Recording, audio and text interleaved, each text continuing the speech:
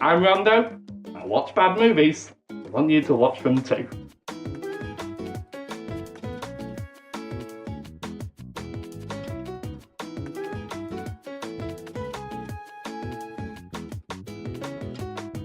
Today's kindling, Master of the Universe. Oh yeah, we're starting bad. For those of you who don't know, this is the live-action version of He-Man. Yes, that He-Man. I'm not really going to get into the cartoon for this review, but what I will say is, any problems that people have with the cartoon is a million times focused entirely in this movie as well. And I came into this review with a bad feeling. You know why? I had to write notes!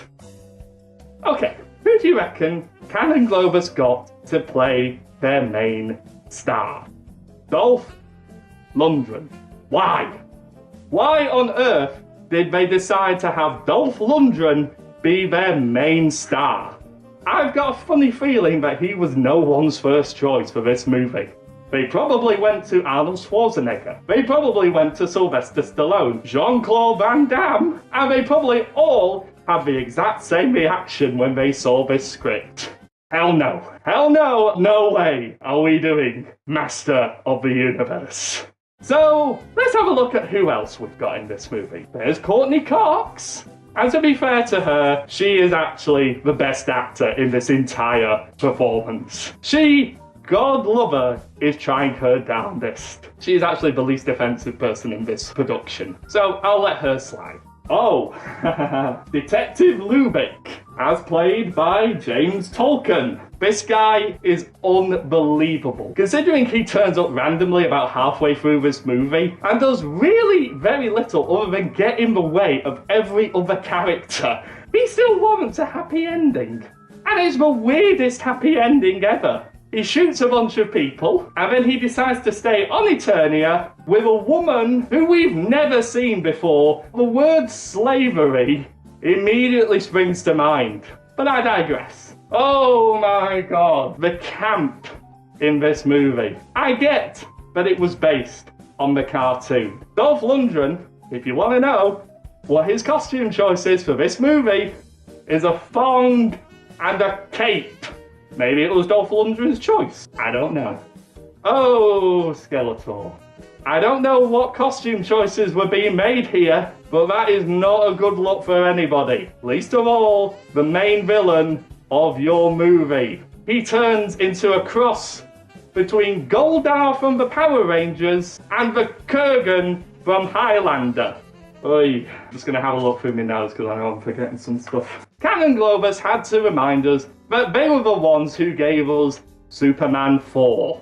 This is a movie that uses Superman music in its opening title. What we're basically given here in the first few minutes is your stereotypical good versus evil fight. The evil Skeletor has taken over Castle Grayskull and is plotting to take over the universe. Mwahaha, world domination, you get the idea. He-Man and his allies fighting against Skeletor to protect Eternia from falling into darkness. It's stupid, it's camp, it's dumb, but you get exactly what you were expecting when you bought your ticket to watch this movie. And then we have a plot change. I'm not sure whether this was a thing back in the late 80s with movies to take established characters, beloved by their fans alike, and then throw them into a fish out of water scenario. He-Man in 1987 Earth is as stupid and dumb as you probably think it sounds. And then you come to the realization that you are stuck with this plotline for the rest of the movie. If you didn't switch off your VCR here, you're made of braver stuff than me. So how can one sum up a film like Masters of the Universe? I can really only say one thing. Watch this movie. Yes, I've torn it a new one. Yes, I've slagged it off multiple times for multiple reasons. The story is atrocious. The acting choices for these characters is phenomenally piss poor.